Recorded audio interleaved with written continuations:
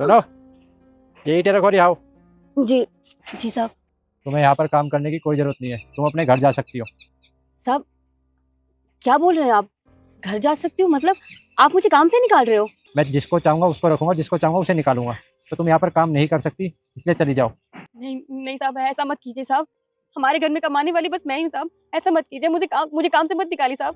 तुम्हारे पेट में बच्चा है, तुम ईंटें उठा रही हो, गलती से तुम्हारा पैर फिसल गया तो क्या होगा? तुम्हारे साथ साथ बच्चे को भी नुकसान होगा। कोई फायदा नहीं है। अपना हिसाब कर लेना ठेकेदार से, जो भी तुम्हारे पैसे बनते हैं ले लेना, और काम पर आने की कोई जरूरत नहीं, समझी? साहब साहब मेरी बात सुनिए साहब। बहन, इसमें तुम्हारी कोई गलती नहीं है। तुम पेट से हो ना, तो साहब को लगता है तुम काम नहीं कर पाओगे। मैं समझती हूँ भैया, लेकिन मैं काम कर तो रही हूँ। मैंने कहा उनको कि 2 पैसे कम दे देना, लेकिन काम से मत निकालो। मेरा घर कैसे चलेगा? तो एक काम करो, तुम साहब से जाके बात करो। ठीक है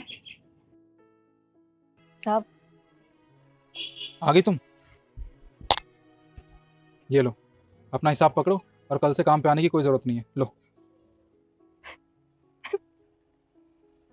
इन पैसों से मैं कब तक गुजारा करूंगी? बड़ी मुश्किल से यहाँ काम मिला था और इस काम से भी निकाल दिया मुझे। आप तो जानते हैं मेरे घर के हालात, मेरा आदमी कमा नहीं सकता। इतनी मुश्किल से तो काम मिला, तब वो काम भी नहीं रहेगा तो मैं खाऊंगी क्या? परिवार को कैसे पालूंगी? बहन देखो, तुम शांत हो जाओ। जैसा तुम समझ रही हो वैसा कुछ भी नहीं है। देखो, मैं तुम्हें पूरी बात बताता हूँ। एक बात बताओ, जो वो लड़की काम कर रही है वो पेट से है क्या? जी साहब, वो औरत पेट से है। क्या वो पेट से है और तुमने फिर भी काम पर लगाया हुआ है? आपको याद है, 1 महीने पहले तक यहाँ पे एक केशव नाम का मजदूर काम किया करता था, और सीढ़ी से गिरने की वजह से उसकी टांग में फ्रैक्चर हो गया। डॉक्टर ने कहा है कि साहब वो जिंदगी भर चल नहीं पाएगा। तो ये उसी की बीवी है, पेट से है। अब घर में कमाने वाला कोई भी नहीं है। अब इसको अपने होने वाले बच्चे की देखभाल तो करनी होगी ना, और साथ में अपने पति की भी। तो इसलिए बेचारी यहाँ काम करके थोड़े बहुत पैसे कमा लेती है। तो मजबूरी चाहे कुछ भी हो, लेकिन ये लड़की यहाँ पर काम नहीं कर सकती। कल को कोई हादसा हो जाता है, उसके पेट में बच्चा है, कौन जिम्मेदार होगा? हम होंगे ना, तो इसलिए इसे काम से निकालो। साहब ये कैसी बातें कर रहे हैं आप?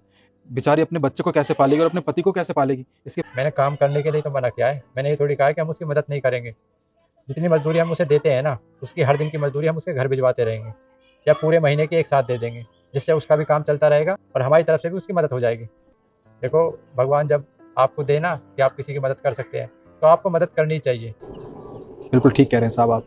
चलो ठीक है, इससे बोल देना काम पे आने की कोई ज़रूरत नहीं है, या मैं खुद जाकर बोलता हूँ। ठीक है साहब। तो बहन, पूरी बात ये थी, साहब ने जब तुम्हें देखा तो मुझसे कहा कि इनसे कहो घर पे जाके आराम करें, अपने होने वाले बच्चे और अपने पति की देखभाल करें। जो भी पैसे होंगे वो इनके पास पहुंचा देना। सच में हम बहुत खुशकिस्मत है जो हमें ऐसे मालिक मिले। बहुत बहुत शुक्रिया साहब आपका। तुम्हें इस वीडियो को एक लाइक और चैनल को सब्सक्राइब करना होगा और 5 सच्चे मित्र को शेयर करना होगा और मेरे बेटे जाते जाते कमेंट में सरस्वती माँ लिख दो।